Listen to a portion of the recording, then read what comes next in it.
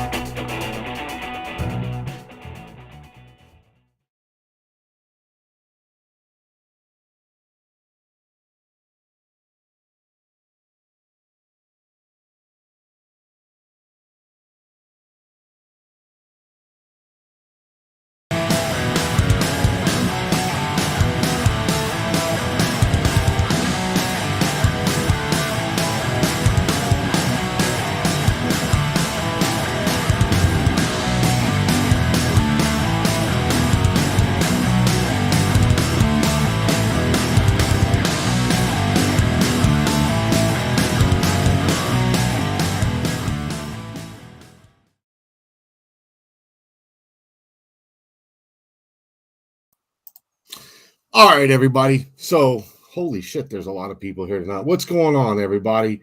I would go through and say, everybody, what's up, Mr. Adam, Nancy Weems now, Mr. Brad Murray, Scott Hoover, Mr. Pat Price, or Mrs. Pat Price. I don't know. I can't tell. So tiny. Uncle Bruno, Marsha Fitzpatrick, James Lynch, Brian Patrick, James Watson, Gerard Lefrancois, Mr. Joe Hillbilly. Everybody, appreciate you guys for tuning in tonight. Man, we have a special show tonight. We have a special guest tonight, man. I'm so excited to have this guy on here.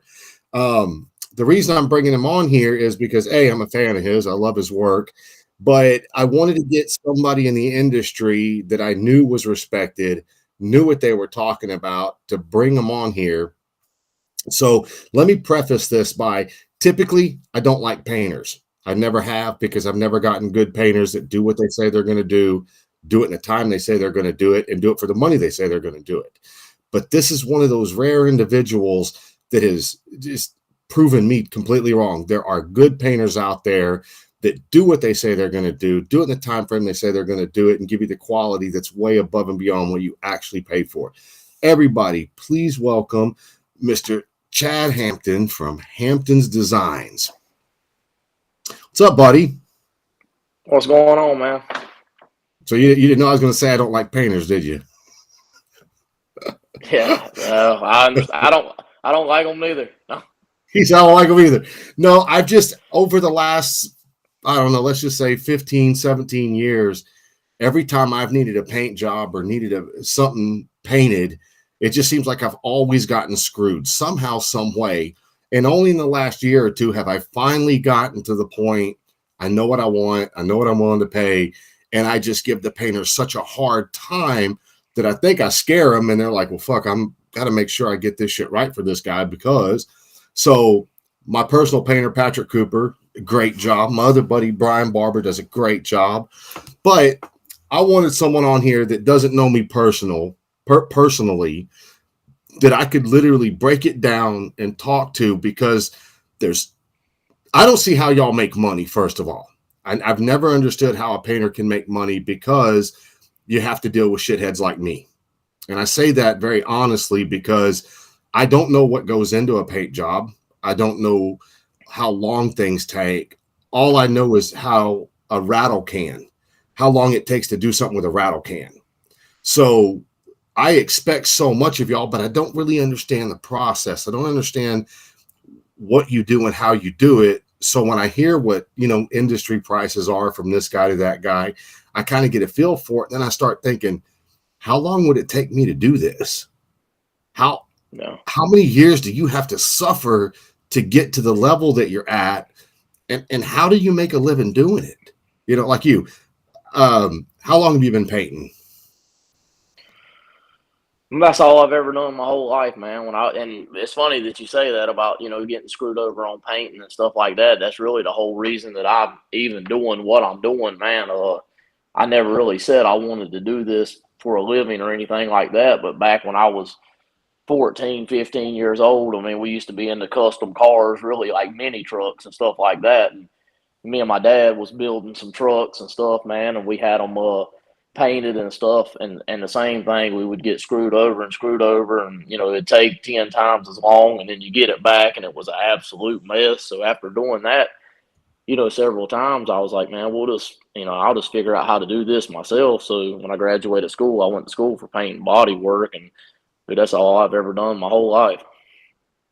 Well, so when I say that, and I don't want to put you on the spot, but if you could give me a range, like what would be a low end paint job? I mean, I understand your quality is still going to be really good, but what would be a low end paint job and a high end paint job coming out of your shop? I mean, a solid color is going to be the cheapest thing, but we hardly ever get a solid color. I mean, very rarely do we do a solid color. But I mean, that's another thing. I get asked this question all the time: how much is one of your paint jobs, or how much does a paint job cost? Or I might post a bike, with a custom paint job on it, and then somebody, I get a dozen people. How much does that paint job cost? And there's no way to put a certain price on it, because every motorcycle is different, like parts wise, depending on, what saddlebags, what rear end they put on it, fenders, whatever, does their bike have tour packs? Does it have lower leg fairings? I mean, has the bike been painted 4 times before and we got to strip it all off? So, I mean, it really, unless I had a Harley Davidson dealership that was sending me brand new bikes off the showroom floor, and they wasn't adding one single accessory to it. It was all stock bags, fenders, and stuff. You could kind of pinpoint those paint jobs to a limit. some paint jobs are going to be more than others, depending on the amount of detail that's in it. But I mean, there's no really range to put a price on one because all the parts and stuff is different. I mean, you might get one set of saddlebags. You can just sand them and paint them. You might get one that needs 40 hours worth of work done to them. So I'm glad you brought that part up right there. So you could safely say a paint job could be anywhere from $1,000 to $10,000 because you might get a Sportster with 2 fenders and a tank, or you might get a brand new, fully stretched 30-inch front wheel, raked out road glide with uppers, lowers, tour packs, everything, and that could be a $10,000 paint job. But that same bike could also be a $5,000 paint job because it's only one color. I mean, I get what you're saying about not being able to pinpoint something, but I'm glad you brought up the parts because, as you know, I built my own parts back in 2013. A lot of people have looked at my parts and said, "Man, your parts are awesome. The finish sucks, but the parts are good."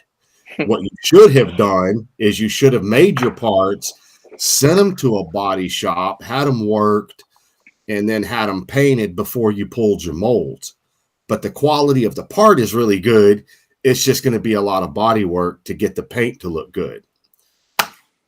Do you ever get customers that bring in parts kind of like mine that they're pretty good parts, but it's just going to take a lot of work to get the finish correct before you can start painting?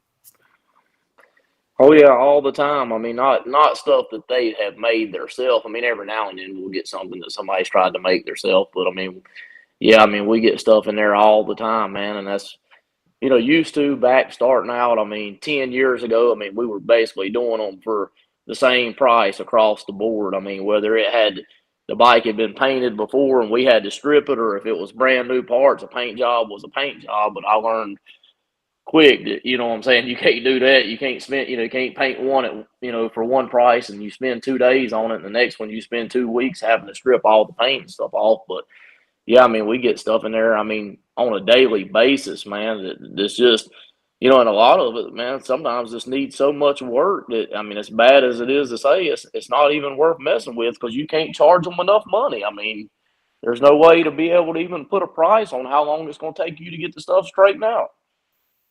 So, but you do more than just painting, also, though, right? Y'all actually build bikes too.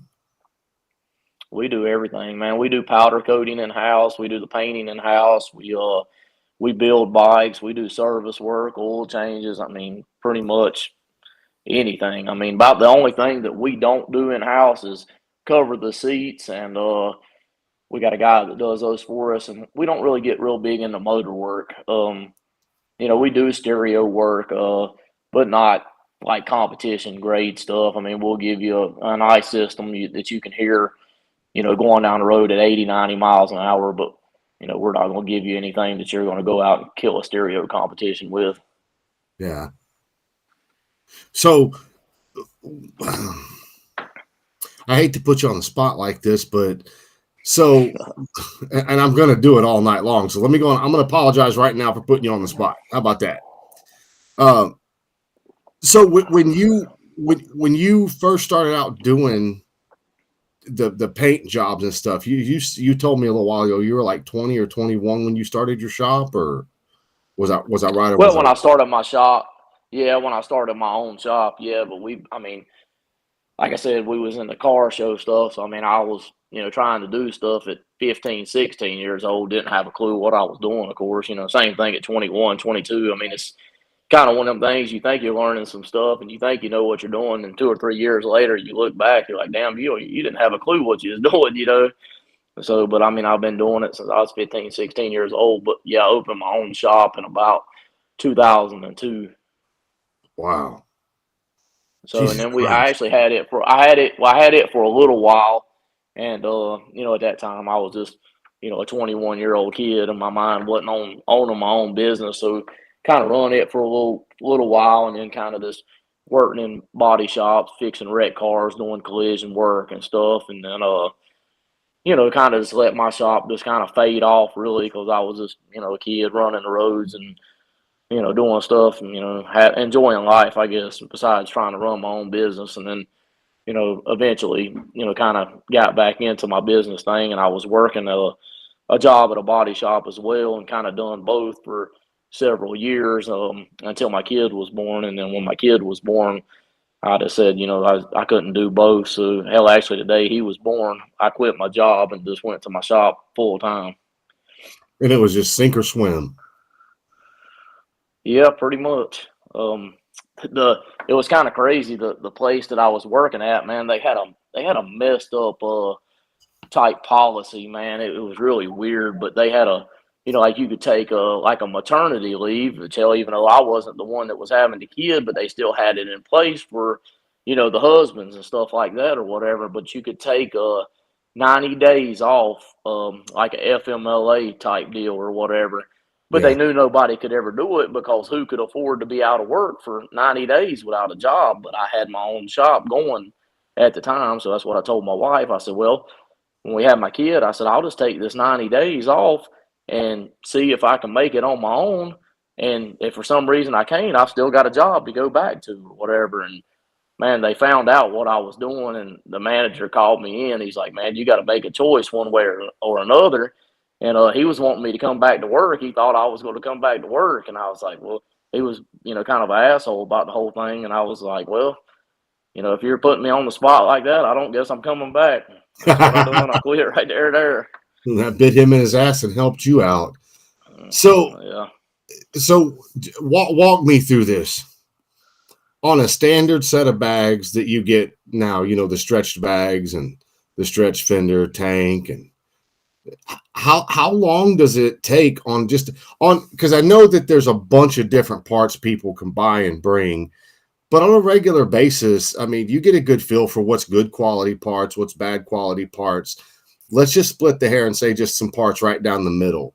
How long does it actually take you to body work if you had to body work all the parts at, let's just say they were medium grade? I'm trying to think. I'm trying to think what would be like a medium grade. I mean, usually if you've got stretch bag, stretch fender, I mean, it's just all kind of different scenarios. I mean, some of these front fenders have a weld running down the middle of them that you got to body work. Some of them's a one piece fender. But on average, like most of the bikes we do, we probably got, which I mean, it sounds, I mean, it takes us longer to get stuff done because we have so many bikes in the shop. So if you drop your bike off today, we just don't just hop on it tomorrow because there's other bikes in front of you. It takes, really a couple weeks to get for yours to get filtered into the line or whatever.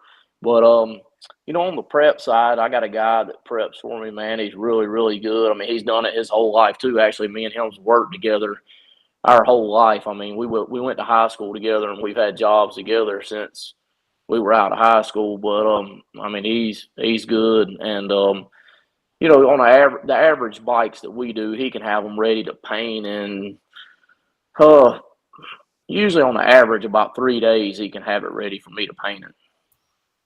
That's like what, just like a Road King setup? Yeah, a factory Road King. I mean, no molding bags and side covers. No aftermarket inner and outer fairings. That's basically a lot of the stuff we do is stock parts with either a 26 or 30-inch fender or something like that on a top shop rear end and stuff. Is mostly 95% of the stuff we do is along that range. Yeah. So a lot of the parts you do get are pretty high quality parts, but you do still get the parts that you're like, dude, like you said earlier, it's not even worth your time to put as much effort into getting these parts where they need to be, because you're going to have more in labor just working them to get them right. So, with that being said, I mean, because it's just the two of you guys, the prep guy and then the painter. You're the painter.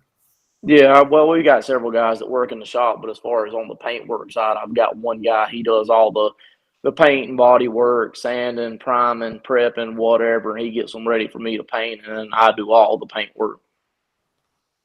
And that you gotta have a really, really good relationship to know when you walk in there to paint that prep work is solid, that your paint's going to stick and there's no issues.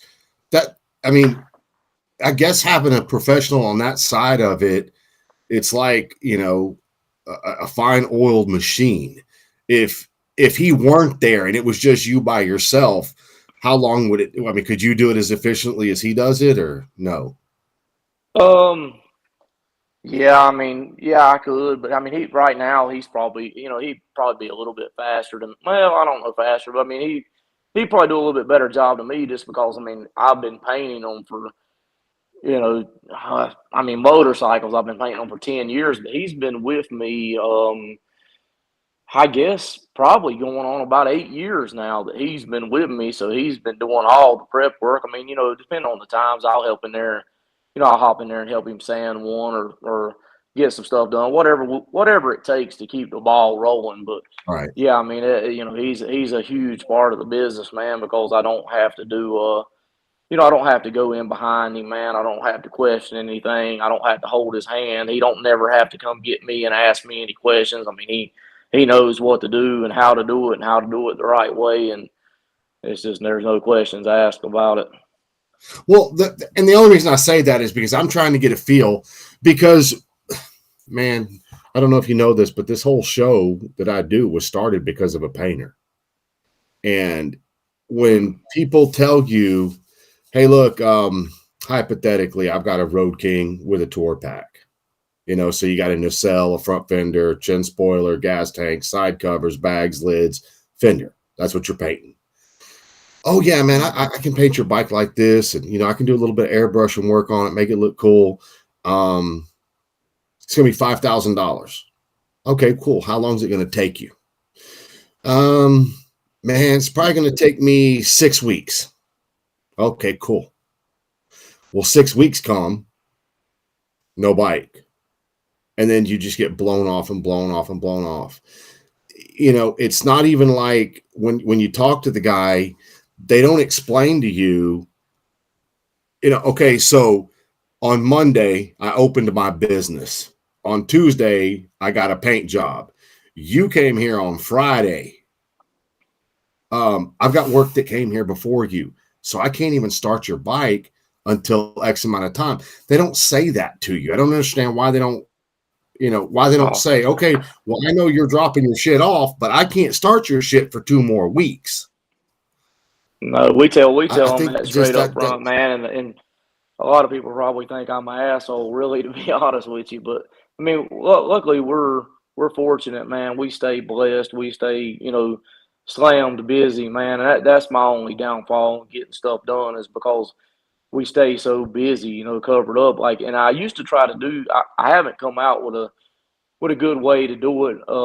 Honestly, I've tried it several different ways, and I still haven't found the perfect way. But I used to, try to do scheduling. But man, it was to the point to where guys would come in and they would bring their bike and they would say, "Well, man, I'm still waiting on my rear end to come in. I'm still waiting on my front fender. I'm waiting on this." And I'm like, "Well, you brought half of a motorcycle. I'm not going to paint half of it and then wait till you get the rest of your parts and do the other half." So I started doing deposits and stuff like $500 or $1,000 deposit, and the guy still wouldn't show up. They might have had a time frame to be there in March, and I'd never hear from them. And the guy would pop up in September or October and be like, "Hey, man, I know I gave you a deposit, but I couldn't get my stuff, or I wanted to ride and I didn't want to tear it down while I was riding." And I'm like, "Well, you're 6 months late or however long."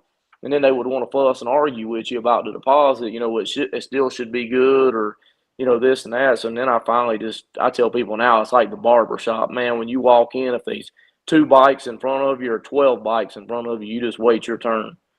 And Yeah. I'm not saying that's the right way to do it, but that's how I do it. Well, no, that is the right way to do it. There is no store you can go to. It doesn't exist. There is no store you can go to and walk into and bypass everybody else that's already been there. You can't do it. If you go to the grocery store, you got to stand in line and wait your turn to check out. If you go to the mall and you want to buy some blue jeans, you got to pick your blue jeans out and wait in line till it's your turn. It's the same thing with your business. And my business, like my motorcycle seats. I had a guy call me today. "Hey, man, I really like that 2-up seat with that sissy bar. How much?" Okay, $1,375. Okay, cool. When can you get to it? I'll see you in April. Oh man, why so long? I said, because I've already got 10 people exactly like you that have already paid half of their money, and I got to get all 10 of them people done before I can even start yours. Oh man, well, I'll get back with you. I was like, okay, cool. Get back with me. But then they Oh, wait and they get back with you 2 weeks later, and you've added 2 more seats on. So now yeah. it's going to be Oh, yeah. even longer. And I appreciate that. But my whole point is that a first come, first serve situation is all I would expect wherever I went. How is it that my Mhm. customers don't expect that when they comes to see me? I'm not going to lie to Well, that's them. me. Well, that's me. And one of the major problems that we have, man, is, dude, I would probably say, I would go as far to say probably 90% of the time when we paint a motorcycle within a 2 week time frame, or I'd say 2 months at the max, but usually 2 to 3 weeks, they've tore it up. They've scraped the bags, they've scraped the fenders, the front end was too low and they crammed the headlight into the front fender. They, tore this up.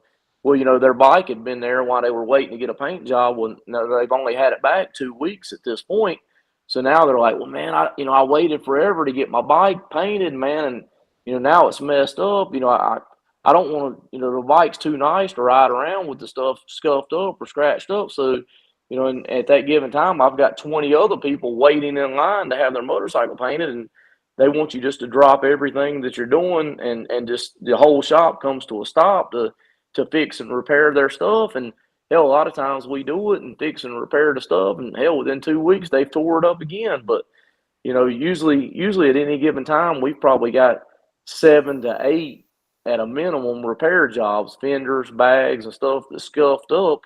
And it just throws a wrench in our productivity trying to get the other bikes and stuff out the door. I know, but there's some small part of you that feels like, man, I got to get that done. Shit. Let me go and get that done. I've got 4 full seat jobs over here, but I'm going to tear this one Yeah. apart real quick to fix a stitch for this idiot. And it makes you feel Well, bad. that's what we But what do? You do it. that's what we try to make it happen, man, but it's got to the point to where we're so busy now, and like I said, that's a blessing. I would much rather be busy than the opposite. But man, it's just, I'm out of time. I'm out of hours in the day, man. I'm out of days in the week. I mean, I'm working, as much as I can. There's no more hours to spare on the working side of it. So Okay, so here's one for you. I got a scenario for you. You've been painting for a really long time. Have you ever, like in the last 5, 6, 7 years, painted a paint job that you've done 1,000 times, but yet for some reason this paint job messed up, like, bubbled up or peeled off, or you just had issues with it and you just don't know why you had the issues? yeah, and that's what I tell people. I mean, really, painting has a mind of its own. Say, if you want to paint, say your kids' baseball helmets, whatever you gonna paint baseball helmets, man, you might go in there and paint 100 of them solid black and do the same sanding technique, the same cleaner to clean it with. I mean, the same paint guns, the same brand paint, the same everything. Those 100 just go just fine. Well, you might put 10 more in the booth and do the same technique you done on those 100. Hell, they might just start going all to hell, man. I mean, just from one end to the other. And you're like, man, this is the same thing. I've done 100 of them this week already, man. But it's when you're messing with those chemicals and stuff like that, man. I mean, sometimes that stuff just has a mind of its own. I mean, luckily we don't have a lot of problems like that, but it's like when you do, they come in spells. You'll have a week solid or 2 weeks solid of this stuff giving you a hard time, man. You don't think you're ever going to find the end of that bad run. So here's a question for so do your chemicals, do they have expiration dates, or uh can your paints go bad? Um, that's a question, man. I really don't know know the answer to be honest with you. I don't recall seeing anything with an expiration date or anything like that on it. But I mean, most of the time when it starts going bad, it just starts getting hard. It starts drying up and it starts gelling up like jelly or something like that. You can open the lid on it. You can tell that it's just old. But I mean, really, we're using material so fast, man. It don't have time to get old. Well, the reason I ask that is because this is going to sound funny, but I used to own a detail shop. I told you this earlier. I used to correct paint, factory paint jobs and stuff. Well, I remember I was using this wax and they called it cherry wet wax. This was probably the best wax I'd ever seen. Well, I mean, dude, we detailed so many cars on a weekly basis. I mean, at one point in time, I had probably 50 employees because we did dealerships. We had a full blown detail shop with a stereo shop in it. And then I had 3 mobile units.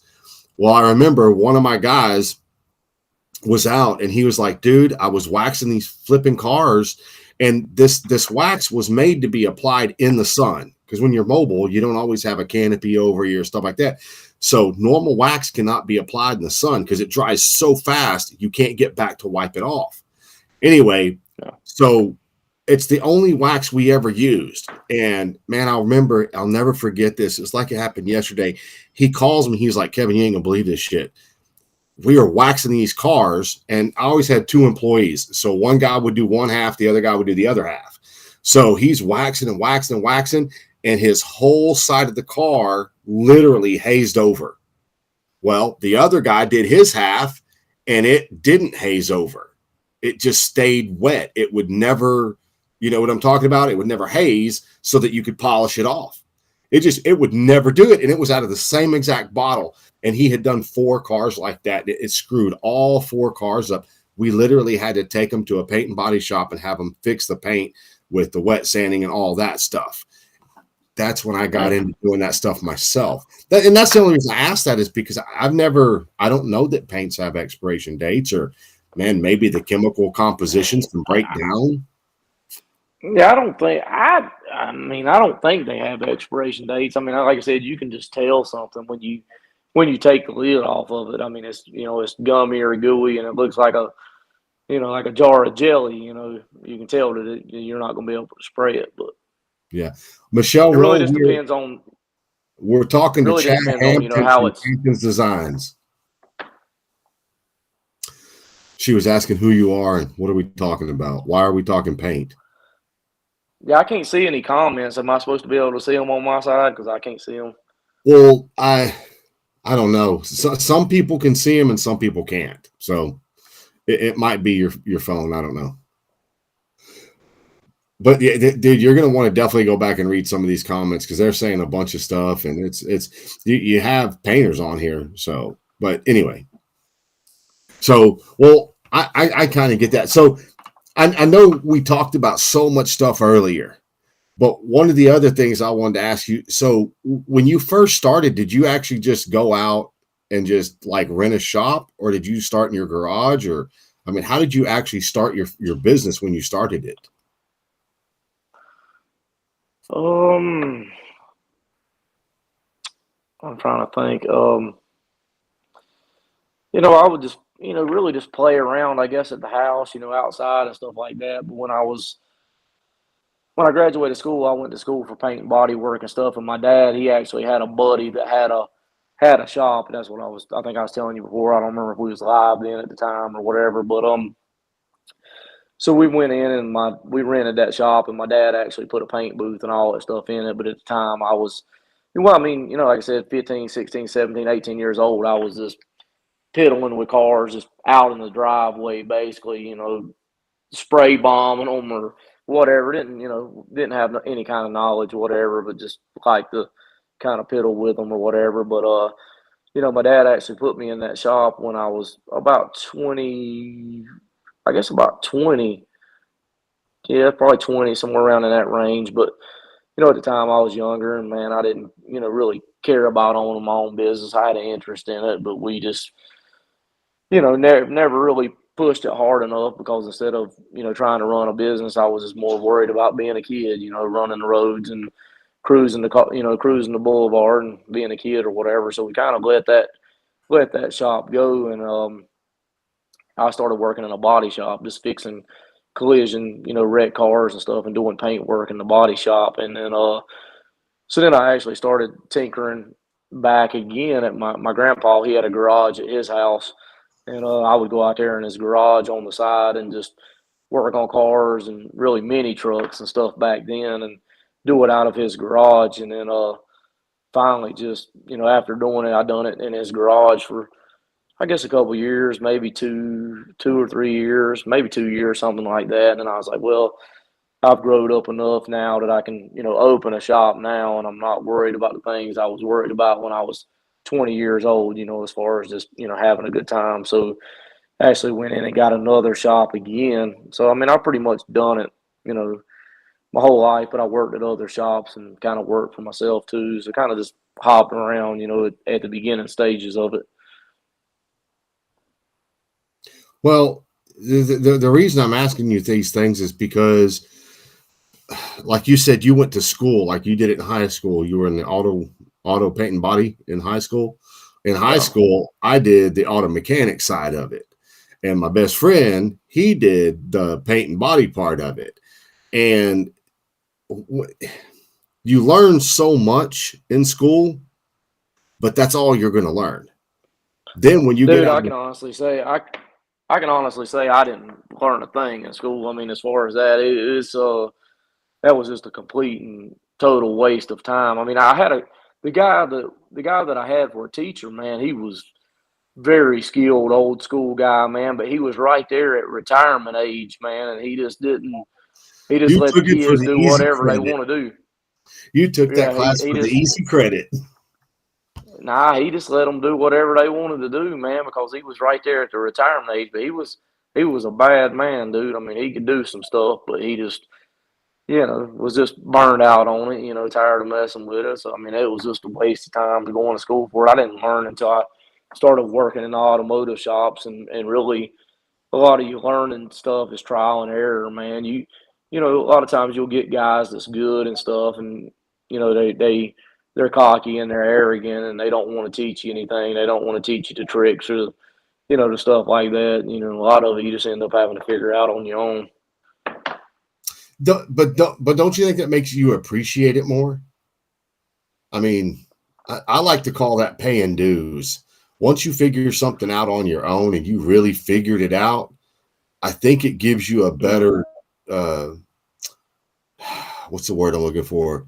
Almost like a better arsenal. You have more in your skill book now because you had to learn that on your own. You had to figure it out on your own. Oh, So you appreciate that's it. the only way to that's the only way to learn is by messing stuff up. Really, yeah. There's been a lot of nights I've come home with so aggravated and frustrated and ill and mad I can't even hardly talk. I can't even get words out of my mouth because I'm so ill and aggravated. Yeah. So, and I already know the answer to this, but I just want to see if you're going to tell me the answer.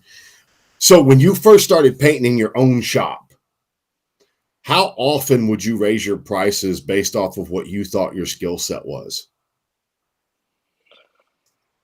Um, Not really that often, really. I mean, when I first started, I mean, we our prices stayed pretty close to about the same for quite a while. I mean, several years probably. I mean, I'd probably say within from the time I opened up my shop this last time, I mean, probably within a 3 year time span, we was pretty close to about the same price, and we had to eventually start going up because the amount of work got to be more and more. The parts got to need more work, and the bike may have been painted 2 or 3 times, and it had to be stripped. So really the workload just kept going up, and so we eventually just had to tried to go up on prices.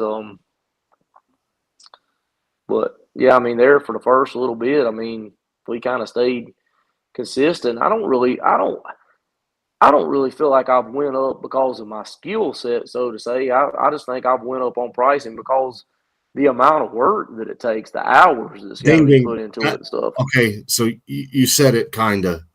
So I never raised my prices either based off my skill set. I raised my prices based off of demand. So This is the truth. In 2004, when I started my company, I would do a Harley Davidson Street Glide stock seat for $100. And it stayed that way for a whole year. Once people started seeing what I was doing, I had so much work, I had to raise my prices because there was too much work. And I figured, well, if I raise my prices, I won't need to do as many seats and I won't have as many people upset because I'm not getting to them fast enough. Well, when I raised my prices in the second year, I mean, I think I went up $50. So from 100 to 150. The second year, it's like when they found out my prices were a little more expensive, it's like they wanted it Your more. work tripled. Yeah. And I was like, well, that fucking backfired. So in my fourth year, so my second, my third year stayed there, but my fourth year, I was like, okay, so you dudes are going to pay 100. I was like, I want $350 per seat. And what do you think happened when I did that? Shot through the roof. There's more seats come in. Yeah. So the reason I say that is because you are probably one of about 5 painters in the industry that almost every single builder talks about. Now, I can name everybody else, but this ain't their show. But when you hear somebody repeatedly being talked about as being the best, as being quick, efficient, it's almost like, well, what did he do? How did you do that? How did you get what I would consider flawless? And you and I both know we can't be flawless every single day, but we do our best. But how did you get to the point that all these people refer to you as flawless? Like, you're the benchmark. You're the level that everybody wants to be at. Yeah, I don't think anything's flawless, man. I mean, it's so hard, especially in the paint world, man. It's hard to make anything absolutely flawless. I mean, I don't care who does it, whether we do it or whether anybody does it. I mean, I can find something wrong with anything. I mean, that's just perfectionist of it. But I mean, really, I guess my thing is, man, back in years ago, I worked in a production style body shop, man, up here to where we had to, that's how we got paid was production commission. We got paid off of every single job. So the more jobs we got out the door, the more money you made. But hell, at one place that I was working at, man, we had 2 paint booths, but then we had 2 downdraft prep stations that had a divider curtain in the middle of it. So actually, each one of them basically made a paint booth. So we had 6 paint booths, and I'd have a prepper that prepped cars for me, or did the trim out stuff. Painted the bottom side of the hood before it was put on. But dude, I had to run all those paint booths. So I would go in this booth and I would base a car out. Whether it was, say it was black, I'd go in here and put a coat of black on it. Well, then I would run over to the other booth, and if it was white, I'd put a coat of white on it. Run to the next one, red, put a coat of red on it. Go back to the first booth, put another coat on there, same thing, and then start clearing them and just go around in a circle. So I worked in that production type environment to where, getting stuff. I mean, you had to get stuff done. That was the whole deal of it, and I think that's what helped me a lot. I think a lot of people that do what I do, they've never worked in that type of industry or whatever. They've never had had to learn the tricks to be able to get stuff out the door like that. So you say that, Jesus Christ, dude. I mean, I can see what you're talking about because there's a point in time, and you got to look at things in numbers. If a regular paint job comes in, and let's just for shits and giggles, a regular paint job comes in, and it's you and your guy. Guy brings his bike to you on a Monday morning at 7 a.m., drops it off. We both know you can't start that bike that day because you got to get your materials together. You got to tear the bike apart. You got to do whatever it is you're going to do. So when you and your guy bust ass Tuesday, and then you bust ass Wednesday, and you bust ass Thursday, you bust ass Friday, you have normal operating hours that you like to work inside of. I do this, and the reason I say this is because just like with my seats, I know how many seat pans I have to make. I mean, I take the orders. I know how many seat covers I have to make. I know how many seat covers I'm going to have to do some intricate style of stitching in. So you, like you were talking about, you get things going into a production line, an assembly line. So if I know I've got 7 seats that have to be fiberglassed, I will spend one whole day and do nothing but fiberglass. That's the only thing I'm going to do the whole day. The next day, I'm going to do nothing but trim the pans and do foam the whole day. And I do that stuff so that I'm not downstairs laying fiberglass for an hour, come upstairs, Yeah. do a cover, go back downstairs, do some foam, come back, because you're mixing stuff back and forth. You know, I would think that when you're doing what you're doing, like you can't mix your body work with your paint work because the body work is Yeah. contaminated. Is that right? Yeah, well, like I said, I got a guy doing all that prep work for me, so I actually don't do any of the prep work anymore. I mean, hardly ever unless I run up there to help him. But yeah, I mean, the same way. I mean, when we start on a bike, man, when we actually start on that bike, we do it from, well, he gets his side, prepped, but like when my mechanic, when he tears the bike down, when the pieces are laying there in the floor, those pieces might lay there in the floor for a week or two because my prep guy, he's already got 3 or 4 bikes sitting there waiting to be prepped. So he's having to prep those first before that one goes in there. And then once he gets it sanded, it comes down to my paint department. And then, but I might have 2 or 3 bikes in front of it before it gets painted. So it's just there's always just a numbers game or whatever. But, So that's kind of the way that it flows over there. so at your current level right now, getting a paint job in 2 weeks, even though you're capable of doing it in 2 weeks, it's probably not going to happen in 2 weeks because you have a backlog of work. So, like I Yeah. said, if a guy drops his stuff off on Monday, you can't get to it Monday, but he's got to drop it off Yeah. Monday to get his place in line. Yeah. So it still may be 4 to 6 weeks before you get to his stuff because you've got Yeah. commitments with other paint jobs. Yeah. Yeah, I mean, I think right now, man, I think we have got a little over 40 motorcycles in the shop that every one of them's getting graphic paint jobs. I mean, and nothing crazy. I mean, there's a lot of guys out there that do way more crazier graphics, way more detailed work than we do, but none of them's a solid color. Every one of them's getting some type of graphic to every extent. So, I mean, that's the work that we've got in there right now. So I mean, if a guy brings one in there now, I mean, it's just a little while before we're able to get to it. But we just kind of do a first come first serve type deal. I tell people it's like the barber shop, man. When you come in, if there's 2 in front of you or 12, you just kind of got to wait your turn. And I don't know if that's the ideal way of doing it or not, but it's just the best way that I've figured out how to do it. Well, we discussed that earlier, and I told you that is the only way to do it. There is no, you can't play a favoritism in this industry. You'll end up, cutting yourself off at the knees. There's nothing Yeah. else in this world where you can walk in and purchase something, and the second you walk in, you're the one that they're going to take care of. You go grocery shopping, you go get all your groceries, you still got to wait in line till it's your turn to pay. You go buy some blue jeans, you still got to wait in line till it's your turn to pay. I mean,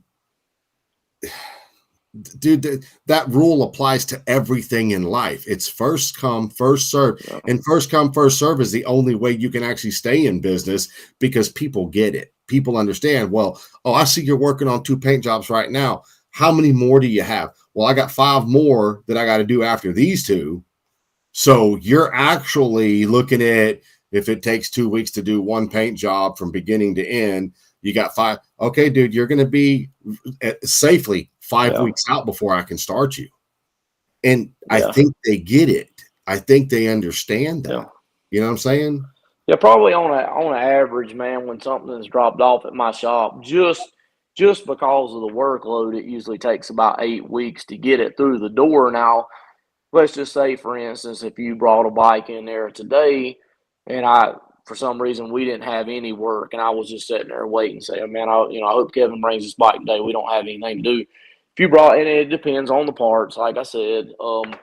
But if you dropped it off at the first of the week, I mean, we could do that bike in a week, in a solid week, if it was the only bike that we had in there, depending on the parts. Like I Yeah. said, because some parts you can sand and paint them, man.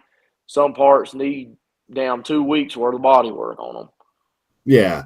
Well, and see, that's kind of what I was getting at earlier when I asked you that. How long do you think a middle of the road bike would be? The truth of the matter is there's two of y'all. One guy that's his specific job is body work. So he's got his tools set up for it. He's got the material set up for it. Like you said, you inventory Yep. an inventory of materials so you don't have to go back and forth to the paint shop. You also inventory a Yep. lot of the most popular colors so you don't even have to go to the paint shop. But you also said you also mix your own paint. Also, you have a mix station. Um, Yeah. when you look at some of these painters, like my painter, he doesn't have an assembly shop set up like you do. He doesn't have a body guy. He does it all himself. And the materials, he doesn't inventory the materials because he's not at that level yet. That takes time to build to that level. So even though my painter is badass, and if you ever saw my rock star in person, I'm positive you would agree because he hit a lot of the same notes that you hit about the quality of the actual paint, not just the artwork and airbrushing. You were Yep. saying that you've been to different shows and stuff over the years, and a lot of bikes you really looked up to that you may have seen in magazines or seen on Facebook or whatever. And then when you get up to them in person, they're junk, and I don't think a lot of people anymore, and I don't want to say everybody, it just seems here in the last 6-8 months, I've started noticing a lot of stuff that when I first looked at it, I was like, Jesus Christ, that's amazing. But then when you got to actually walk up to the bike, you're like, holy shit, that's junk. What? Yeah. That's horrible. So, Yeah, and I try not to be that. I try not to be that guy. I mean, you don't know, because that guy may have been doing the best of his capability, and you don't know what was spent on that thing or whatever. But and the guy may not have just, I don't know if it was his first time painting one, or if he just don't have the nobody's ever showed him the right way to do it. And I think that's where we shine, man, is because I've got just that experience in paint and body work. Because, like I said before, I've never just done motorcycles. When I first started doing this, I was doing collision work, fixing wrecked cars and stuff, and working on cars and stuff like that.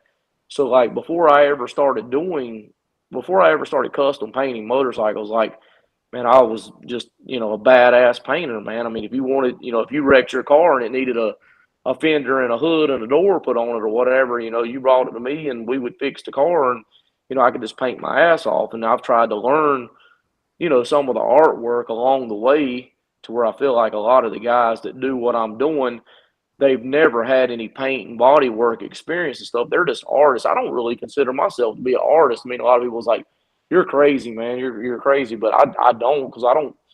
I can't sit down and draw, you or whatever. Where I got a lot of guys that do what I do, they can sit down with a pencil and a piece of paper, and they can draw you to a T and all that stuff. Well, they want to get out there and paint stuff, and their graphics is badass, but the prep work's shitty, the overall finish is shitty, and 6 months down the road, all the paint's peeling off of it, and that's not their fault, and that's not talking crap, but they're an artist. They just don't know the paint process side of it to get a good quality product.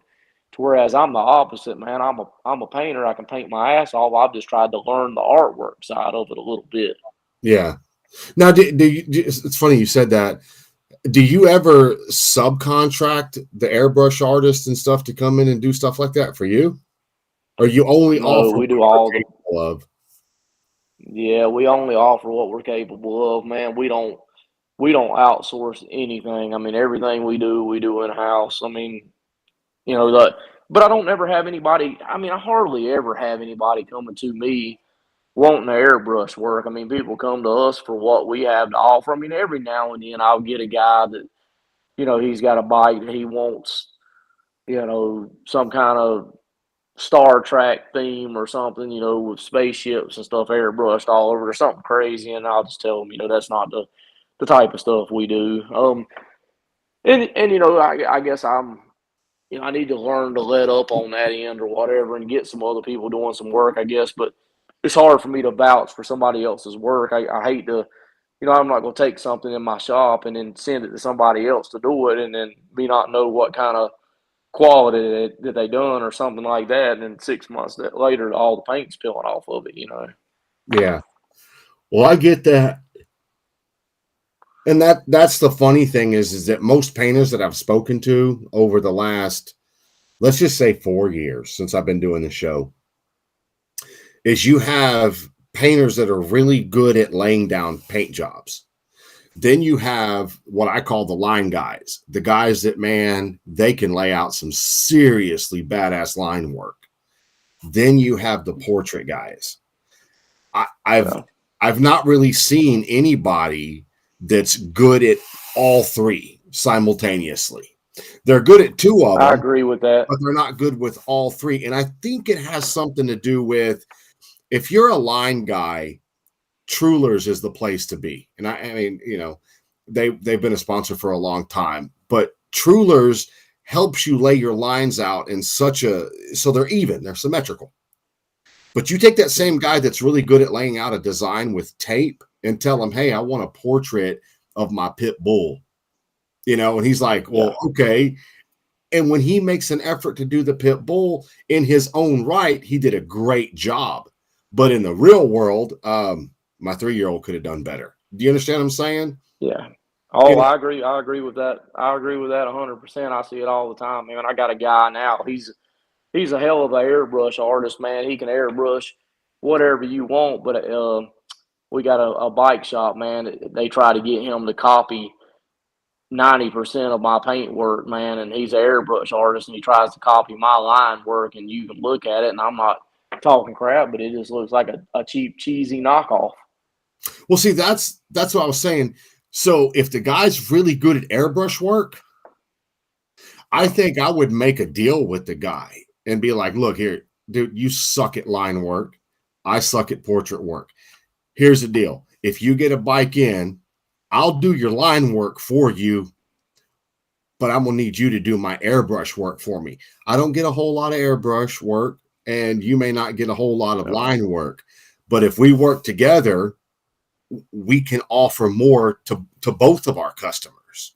I think differently. A lot of people wouldn't want to do that because, like you said, you don't know their quality. Well, I agree with that, man. And it would be nice to be able to work with somebody, but I feel like a lot of times in this industry, whether it's paint, whether it's building bikes or whatever it is, everybody's just got such a big head about it that they want to do their own thing. They don't want to work with anybody else, or they're scared to death if they come over there. You're going to see something that they're doing and learn how to do it yourself or whatever else. It's like a big pissing contest in a lot of ways between a lot of bike shops and a lot of painters and stuff, man. I don't really get caught up in all that mess. I just kind of stay in my own lane and do my own thing. Well, that's where egos come in, and egos will kill somebody. I don't care how talented you are. If you have an ego will put you out of business so fucking fast it's not funny. Hold on. I got one question for you before we run out of time because, dude, we've been on here for an hour. So just letting you know, I told you it would fly. Gold leafing. So I personally have had bikes with gold leaf.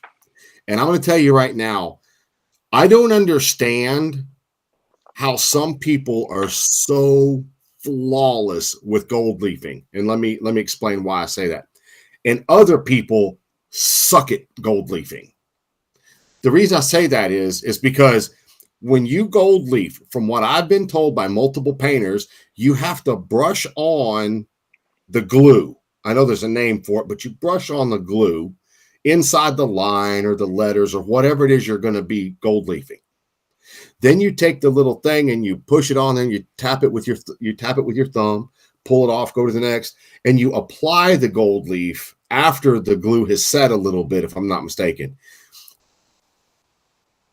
I have a bike that I can show you right now that you can see the brush marks in the glue. And I'm thinking to myself, if there's brush marks in it, that negates the gold leaf or the silver leaf because now it looks like railroad tracks. It looks like shit. Do you do gold leaf and silver leaf and everything? No, I don't. I've never really got into that, man. I don't. I've never. I have a few people ask me from time to time about some gold leafing and stuff, but it's I mean maybe once or twice a year that I have somebody ask me, and I've tried it once or twice, man, and I didn't really get the hang of it. But it's just one of those things. If I wanted to do it, I'm pretty sure I could do it. But it's just like it's just something that's trial and error. You just got to practice it for a while because I feel like you got to know certain times. Like if you let that, if you don't let that glue dry long enough, you're gonna have a bad product. But if you let it dry too long, you're gonna have a bad product. But it's something that I haven't dabbled with it enough to have any kind of experience with it to be, to really shed any kind of knowledge on it, honestly. Michelle, the reason you don't is because you're a badass. And yes, I'm partial to you. I was talking to Brian Barber about doing that. And I told him, I said, well, why don't these people spray it on? And of course, Dan Zuban is saying he would spray it on and Brian would spray it on. See, I've heard a lot of people. I've heard a lot of people. I mean, I've heard you either brush it on with a brush, but I know a lot of people that spray it through an airbrush. They'll put it in an Yes. airbrush and spray it on there through an airbrush. I mean, I don't. I guess it depends on the person. I guess there is no right or wrong. I don't guess, but man. I just maybe I haven't seen the right stuff, and I'm not knocking anybody's work, but I see imperfections and gold leaf and stuff all the time, and I just don't feel like I've ever seen some gold leafing and stuff that would that I would be acceptable to send out of my shop, man. And I think it's going to have flaws in it. I guess is the way it is. I mean, like I said, and that's not talking crap about nobody or taking anything because I mean they can definitely do it better than I can for sure. But Well, I it's think, always got bad spots in it. I mean every time I've ever seen it. well, so you're right. So I think just now I figured out why they machine turn it.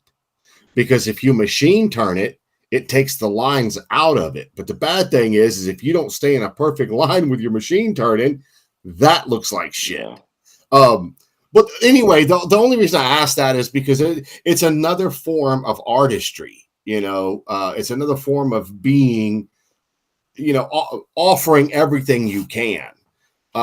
And like I said, dude, man, you come so highly recommended. I've never heard anybody say a bad word about you. Um, it's good to talk to somebody that's real like you. I mean, um, like I said, dude, I'm just not a fan of painters because I've always gotten done wrong by them, except for the last two guys.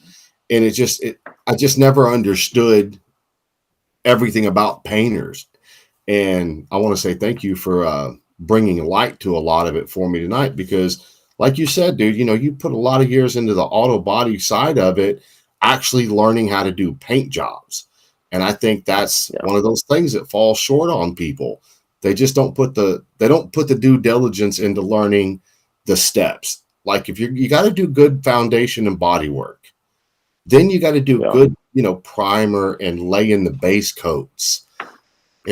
No, I mean, that's the prep work is half of the job at least or whatever, and that's what I say. I'm lucky enough to have a guy there that's. I mean, his prep work is just killer, but he can paint and stuff too. But he doesn't do any graphics. But if we had solid colors, he could run down there and paint a solid color and paint it just as good as I can. But hell, we don't never have any solid colors, so he don't get to do much painting. In other words, but yeah, I mean, his prep work, man. I mean that's a major key asset to it is getting it prepped. That's going to give you the finish that you need to have. well, I'll tell you, man, I love my own show because I've got to meet really cool people like you, cool people like the Michelle Francois, Michelle Rowe, um, all the Michelles. It's good to see women in the industry doing what they're doing. But it's really cool meeting guys like you that are actually willing to sit down and talk to me about the processes and all the different things that it takes to run the business, get the paint jobs in and out, and do all that stuff. So I mean, I highly respect you, dude.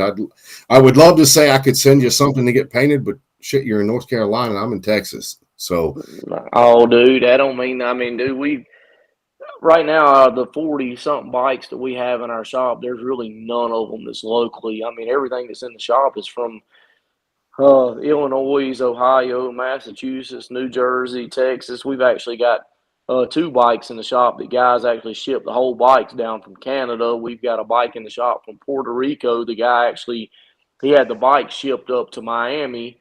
He hopped on the bike and rode the bike all the way to North Carolina and dropped the bike off with us. So I mean, none of our work is really locally. I've got a shipper that I use. He'll pick the bike up, and bring it right to us or whatever. But yes, I mean, really, distance is no. I mean, we're used to doing work from out of town. I mean, that's 97% of our work is from out of state. Well, shit. Okay, then. Well, dude, um, thank you for coming on here, man. I appreciate. I know you stayed up late. I know it's what 11 o'clock there right now. Yeah, it's 11 o'clock. That's late for me. I'm usually in the bed by 9:30. Well, there's a reason for that, man. Well, dude, thank you very, very much for coming on here, dude. If you ever want to come on again, man, message me, text me, whatever. If you want to show something you've done, a walk around of your shop, I don't care, man. You're part of the Grind family now, and I We appreciate you. can, yeah, we can do that. I can do a walk around to the shop, and the only thing we didn't hit on was just the pricing and stuff. I think when me and you talked earlier, we was talking about the pricing and stuff, and guys and stuff that's doing it in their garage at home, and stuff like that. But once and that's fine to start off that way. Everybody's got to start, somewhere. But the bigger you get and the more people you have to hire to keep up with the workload and stuff like that. I mean, there's just more overhead that comes involved in it. Like I told you earlier, I said, man, our shop insurance on our shop is really, I mean, it's only about $400 cheaper than our mortgage on the shop that we've got, just to insure everything in case if the shop burns down and there's 20 motorcycles in there, people's not going to be out of luck on their bikes and stuff. So yeah, there is guys that can do it. In their garage at home that can do it cheaper that it doesn't have any overhead and stuff. But then, even your employees and stuff, the guys that you got working for you, I mean, you got to have, skilled employees that know what they're doing and stuff like that. I mean, you don't want to take your bike somewhere to where you had a guy that, last week he was working at Bojangles, working on your motorcycle. So you've got to have skilled people. And in order to keep them people, you're going to have to be able to, pay them a decent salary to keep them there. Well, yeah. So, yeah, you're right. We didn't discuss that, and that's something I wanted to discuss with you. So, when you bid the paint jobs, and I asked you earlier, what's a price range, and you can't give it to me. There's, do you actually separate out your tickets? Like when a guy brings a bike, do you write out, okay, well, we're going to have this much in material, sand and paper, No. shit. I don't know all the No, material. I've usually got a good idea on what it is, but like I said, the last couple of weeks we've been trying to keep track of it a little bit better than what we have. We've still got a lot of stuff to learn on that side of it, as far as making sure we get paid for everything that we do. But I mean, it just I'll have a series of questions, like I said, because most of it's hard for me to put a price on it because most of the time I don't even get to see the bike because the guy's calling me. We're in North Carolina and the guy's calling me from New Jersey, and so I never get to see the bike. He ships it down, but I'll have a series of questions. I'll ask him, what year is the bike?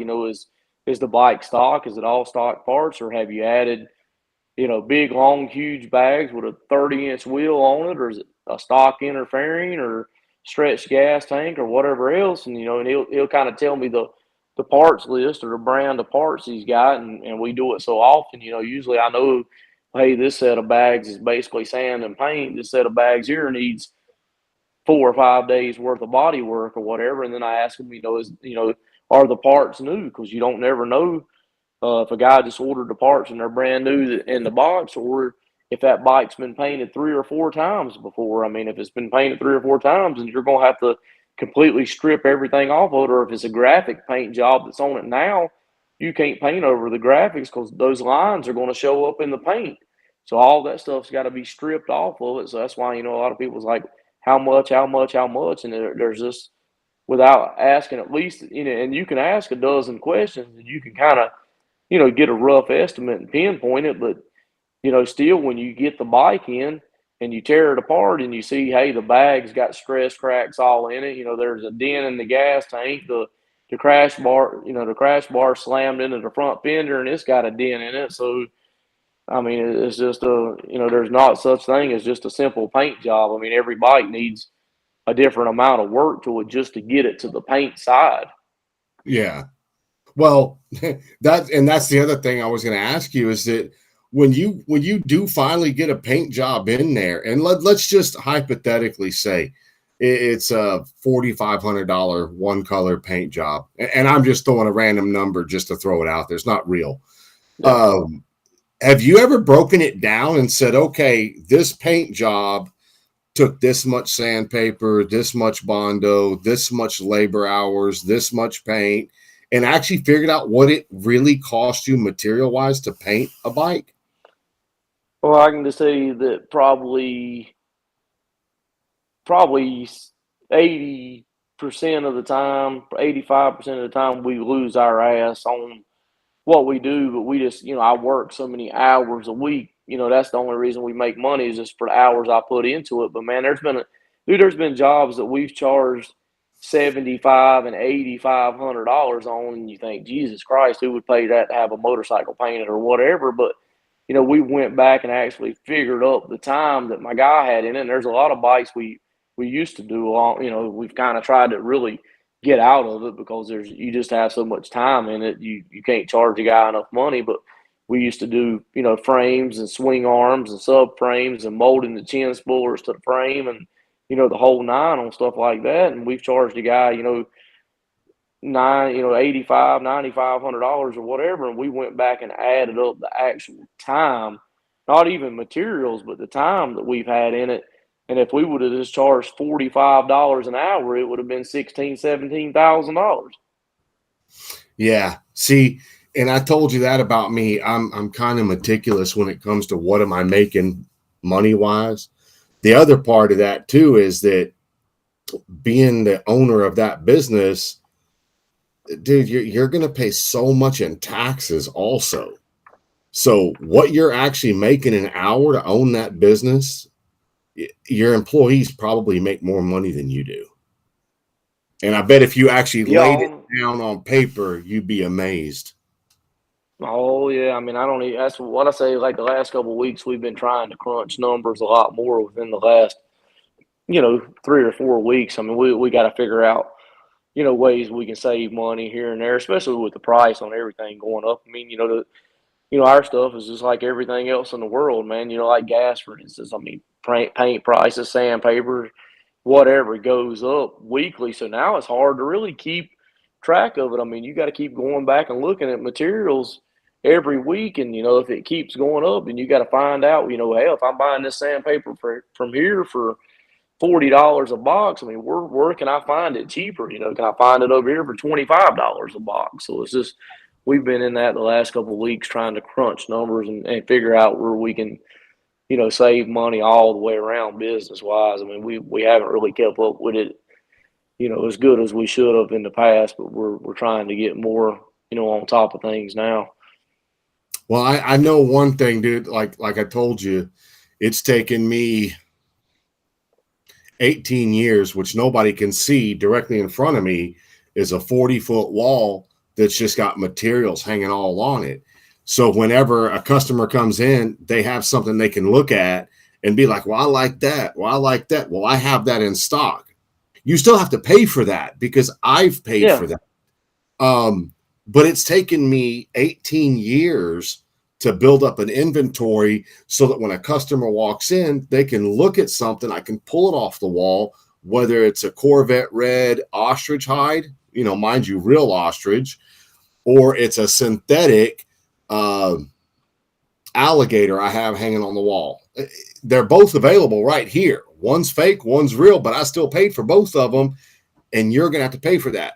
So when I do people's seats, I'm meticulous about how much fiberglass did I use? How much resin did I use? And I can tell you how much money I've got in materials in that seat. But I had to buy those materials in 5 gallons at a time or a whole roll of fiberglass. You can't buy just enough for what you need for that one job. So Yeah. it has taken me many, many years to get the business side of my job down so that I know, okay, at the end of the day, I'm clearing $25 an hour. And I'm okay with that Yeah. because that's Yeah. $25 an hour working part time in my shop after taxes, after materials, after everything. And I'm okay with $25 an hour because you work, let's just say you work 20 hours that week. Well, that's $500. That's good money. You know, Yeah. that's good play money. That's, I don't own a shop with overhead and insurance and everything like you Yeah. do. If I did, believe you me, my ass would be here at 7 a.m. and I wouldn't be leaving until 7 p.m. like you guys do. Yeah. And like I said, I need to crunch it a little bit more than what we've crunched it. But I mean, I would probably say, a lot of these jobs, man. I mean, a lot of them we do. I mean, it ain't hard to put $2,000 in materials in one quick in a hurry if you're doing, something that's 3 and 4 different colors. I mean, like I think the clear, I think they went up on price, but the last I checked, I think the gallon of clear we use is about $400. And man, these bikes, when I first started doing them 10 years ago, it used to be, two bags, two lids, side covers, inner and outer fenders. I mean, it was maybe 12 pieces, but now every one of these bikes, man, people's doing dashes, chin spoilers, windshields, lower leg fairings with the speaker pods, tour packs. I mean, a lot of people want two different size tour packs. They want the chop tour pack, they want the big tour pack. So, like, probably the last 3 or 4 bikes I've painted, I mean, they've had 30, 34, 37 pieces on them. So, I Jesus mean, and a Christ. lot of times we'll put, yeah, I mean, a lot of times, on the stuff that gets graphics, the bags, the fenders, stuff like that, we'll sand them and re-clear them again. So, I mean, you liable to have $700 or $800 in clear on one. Jesus. Yeah. Well, shit, man. Dude, we could sit here and talk this business stuff all night long. This is the kind of shit I like talking about. You know. But I know it's late and I know you got to get up early. But just so you know, when you wake up at 4:30, I'm waking up at 4:30. It's the same thing. I'm up. Yeah, I feel you. yeah, that's the side of it that nobody sees. I mean, they don't see that side of it. Usually when I'm going to work this time of year, when I'm going to work, it's dark, and when I get home, it's dark. So hell, if I don't leave for lunch, man, most time I don't even see the sun because I'm in the paint booth grinding all day long. Yeah.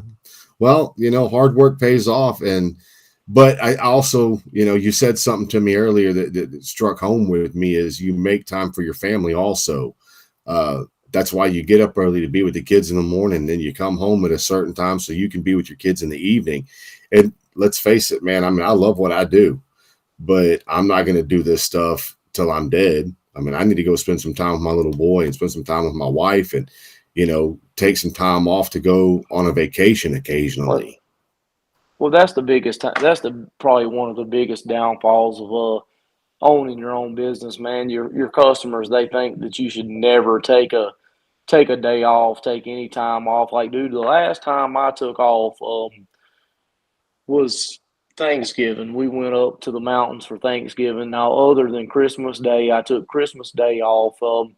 Which that's not no vacation because you're from here or there, everywhere from house to house. But we had a back a couple. I guess it's been maybe a month and a half, maybe 2 months ago. We moved shops, so we moved from our old location. I bought a new building.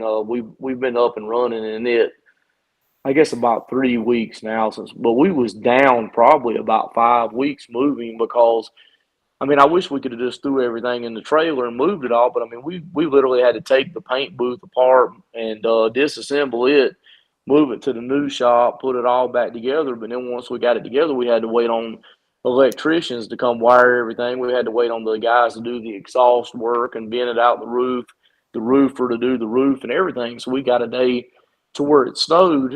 We got about 8 inches of snow here, which we hardly ever get that much snow here. I mean, usually we get a little dusting, and that's about it. So It had started snowing that day, I guess about 2 or 3 o'clock. So I left the shop early, and the shop was shut down because we was waiting on the exhaust guy to do the roof work, to get the exhaust through the roof and do the roof work and everything. So the paint booth wasn't even up and running, man. And I got a side by side. We go ride side by sides, man. And, we went out and riding that day in the snow, that evening or whatever.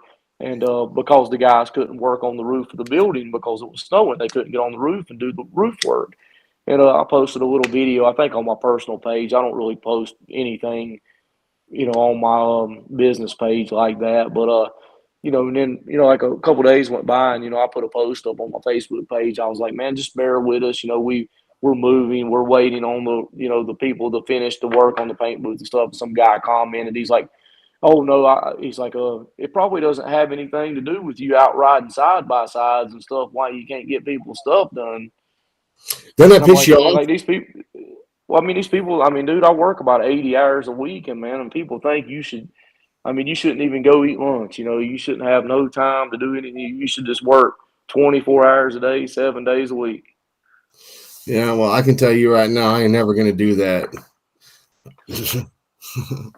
That's never going to happen. Not anymore. Not at my age. I'm like, no, sir. I'm going to set this up to where it's enjoyable.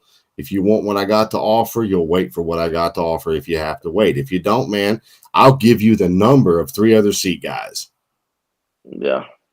So that's kind of about the way we've got with it too, man. It's like if you want to wait, we're more than happy to do it for you. But luckily, we stay busy. So I mean, if you come in, you're gonna have to wait on it. But man, when it's done, it's gonna be right, and we're gonna give you a good product, and it's nothing that you're gonna have to keep taking back over and over and over again when it leaves. It's right, and very seldom do we have anything come back with issues and stuff. Knock on wood, but usually usually the only issues that come back is because the customers tore it up.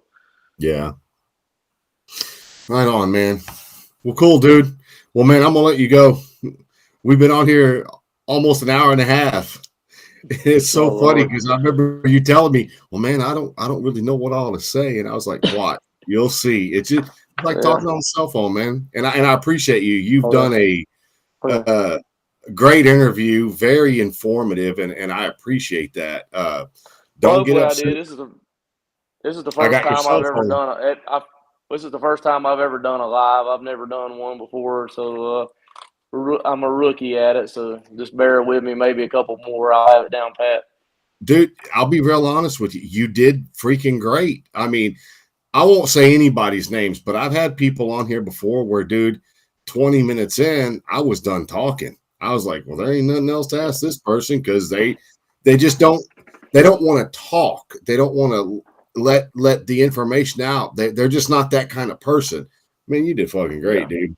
You did great. You'll see. Go back tomorrow if you get time and read the comments in this video. You'll get I will. Well, cool, brother. Well, thank you so much for coming on tonight, man. I appreciate you, and keep doing you, bro. Hey, I appreciate you having me on, man. I look forward to doing it again one day. Right on. I'm here whenever you're ready, okay? All right. Thank you, man. All right, buddy. Bye. All right. All right, everybody. Well, that was Mr. Chad Hampton. So I figured that was a great interview. He answered a lot of questions, put a lot of things into perspective. And there you go. And yes, it's almost an hour and a half show. I appreciate everybody sticking around and watching it. Now you know what to do. Just hit the share button. That's all asking. Okay, you guys, y'all go have a great night. Appreciate you watching.